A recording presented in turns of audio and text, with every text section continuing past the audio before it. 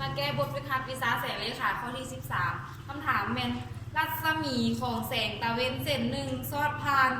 หูน้อยของปองเยี่ยมเข้าในห้องมันประกอบกับหน้าโต๊ะอยู่ตามเรืองนอนเป็นมุม 48 องศาจะต้องวางแผนเพียงแนวใดจึงจะเห็นให้รัศมีเคลื่อนที่ตามเรืองนอนเอามาเบิ่งรูปนี่แม่นตะเวน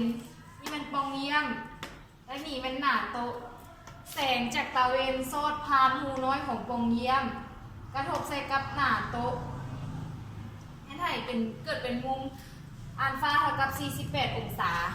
แล้วเรามาวางเวนเพียงใส่หน้าโต๊ะแล้วเพื่อนให้เราซ่อมหาเบต้าเท่ากับเท่าใดอิงตามกฎเกณฑ์สะท้อนแสงมุมฮอดเท่ามุมสะท้อน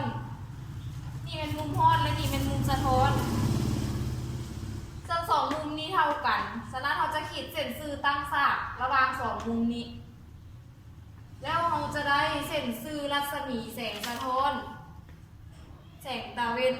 ตามดวงนอนสิ่งที่เราฮู้อัลฟาเท่ากับ2เบต้า